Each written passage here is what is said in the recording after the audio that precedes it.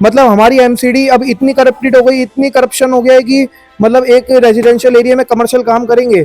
ये अवैध रूप से ये ओयो चलाया जा रहा है, इसको बंद कराया जाए। सुबह सुबह भी कई बार स्कूटर आते जाते दिखाई देते रहते हैं, जिनमें लड़कियां भी अंदर छिपी होती हैं, लड़का बैठा होता है। जब मैंने इसके ऑनर से बात करी तो वो मुझे बोल रहा है कि मैं एमसीडी में महीना दे रहा हूँ, हफ्ता दे रहा हूँ। वो सरकार को कुछ नहीं समझते, वो जनता को कुछ नहीं समझते, वो घूस लेते हैं और बस अपना फायदे के लिए कुछ भी कर देते हैं।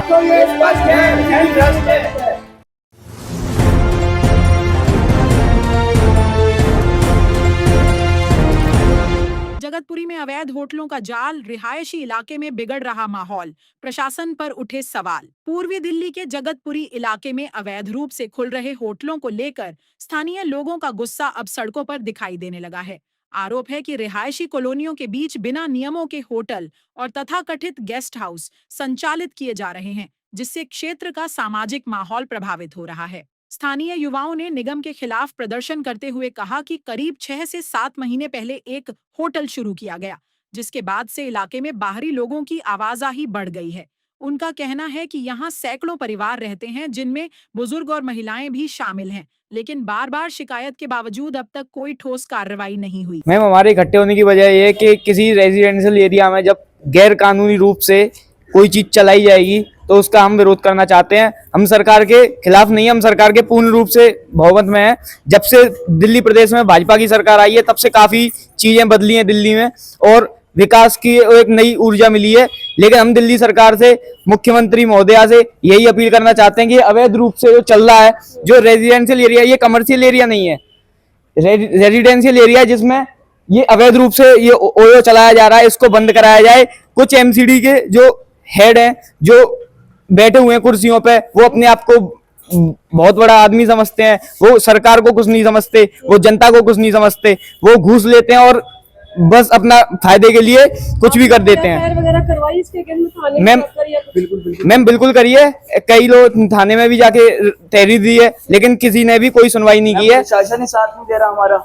हम क्या चाहते हैं, बंद हो जाना चाहिए?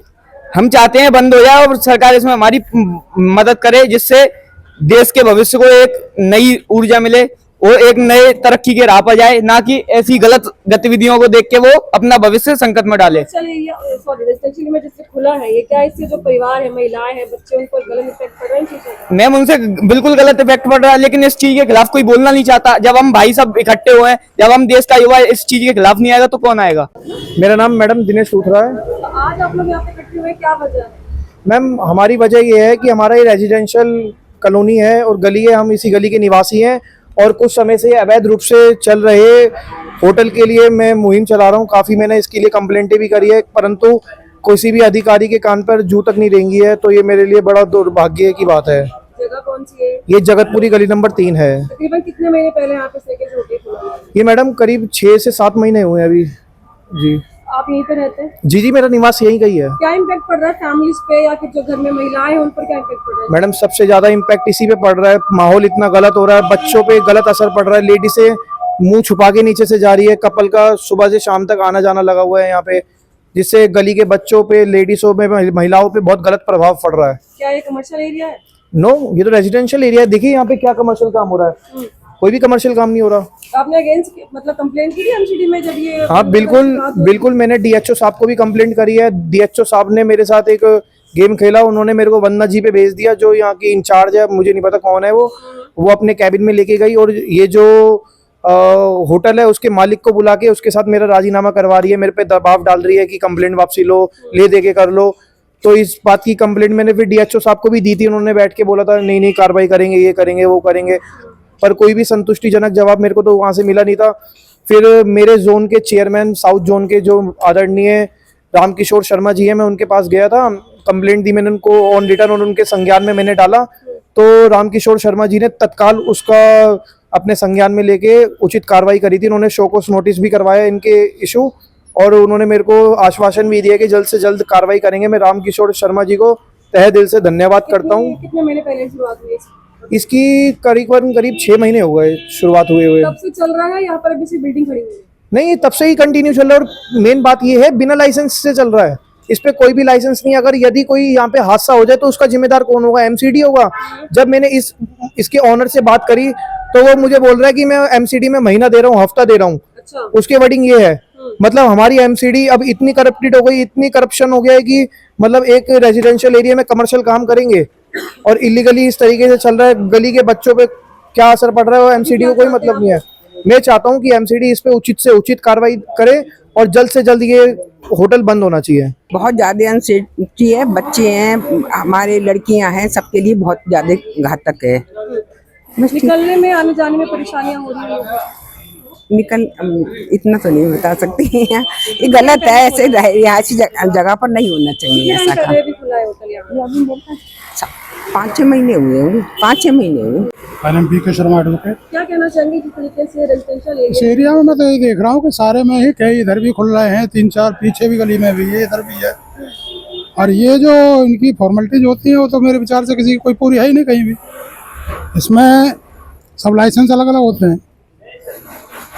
ये जो अग्नि का होता है, अग्निशमन का अलग होता है, पानी का अलग होता है, पॉल्यूशन का अलग होता है। लाइसेंसेस होते हैं इनको, सभी पे लाइसेंस होते हैं, बिना लाइसेंस के खुल ही नहीं सकते हैं।